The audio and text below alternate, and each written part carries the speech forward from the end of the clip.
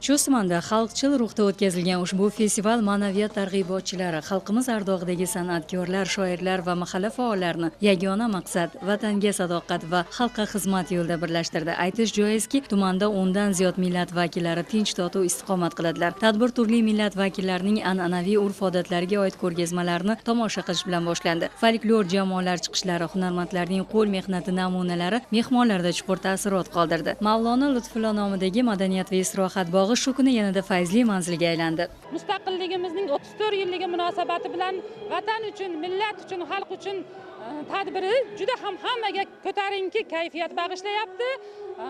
Aholimiz xursand, hayot tarzimizdan, yashashimizdan, tinchligimizdan hamma xursand va baxtiyor. Festivalda istiqlol bergan ne'matlarga shukronalik, vatanga sadoqat, milliy birdamlik kabi ezgu g'oyalar keng yoritildi. Fidoyilik va yurt taqdiriga daxldorlik tuyg'usining ahamiyati borasida mulohazalar yuritildi. Millatlar aro totuvlik va yurtimiz tinchligi eng ulug' ne'mat ekanligi ta'kidlandi. Chust tumanida 10 ga yaqin millat va elat vakillari ahil inoqlikda bugun umrguzaronlik qilishyapti. Mana shu millatlarning chiroyli ko'rgazmalari, urf-odatlari, o'ziga xos qadriyatlari namoyish etilishi bilan birga xalqqa ham chiroyli kayfiyat ulashilyapti. Umummilliy birdamlik festivali hali mamlakatimiz bo'ylab davom etadi va bunga bizni chustliklar ham o'zini munosib ulushini qo'shyapti. Do'stligimizga, tinchligimizga, osudaligimizga ko'z tegmasin. Festivalda poytaxtimizdan tashrif buyurgan, O'zbekistonda xizmat ko'rsatgan artistlar Gulbahor Erqulova va Do'stlik ordeni sohibi kino va teatr aktyori Turg'un Beknazarovlar ishtirok etdi. Ularning samimiy chiqishlari tadbirga yanada shukuh bag'ishladi. Bir haftadirki biz vodiydamiz. Oldin Farg'ona, keyin Andijon, mana bugundan Namanganga o'tdik. Bu bizning maqsadimiz nima? Vatan uchun, millat uchun, xalq uchun. Ana shu shior ostida Namanganda yana eng ko'rkam, chiroyli, go'zal shahri bu Chustda biz nihoyatda men kelib ko'zlarim qamashdi. Umuman Namanganga shunday qarasangiz, qad-qad ko'targan imoratlar, yo'llar, ko'priklar, o'zgarishlar juda ham katta. Bundan tashqari xalqni bugungi kunga shukronaligi bor. Bilasizmi? Ertangi kunga ishonchi bor.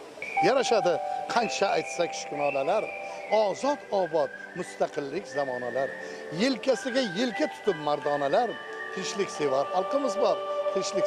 Birdamlik festivalining shijoat va vatanparvarlik loyihasi doirasida Davlat xavfsizlik xizmati chegara qo'shinlarining Chust tumanidagi bo'linmasiga tashrif chog'ida Damobod mahallasidagi kutubxonada yoshlar bilan samimiy suhbatlar o'tkazildi. 3500 dan ziyod badiiy va ijtimoiy, siyosiy kitoblar jamlangan bu kutubxona harbiylar oilalari va aholi uchun haqiqiy ma'naviy maskanga aylangan. Shuningdek, sarhad qo'riqchilari uchun mashg'ulotlar o'tkaziladigan zamonaviy sport zal, harbiylar uchun maxsus kiyim tikiladigan sex hamda ularning farzandlari uchun mo'ljallangan maktabgacha ta'lim tashkiloti ham ko'zdan kechirildi. Ko'ngil ochar dasturlar orqali harbiylar va aholi o'rtasidagi samimiy do'stlik rishtalari yanada mustahkamlandi. Umummilliy birdamlik festivali harbiy qismida ko'tarinki ruhda bo'lib o'tmoqda.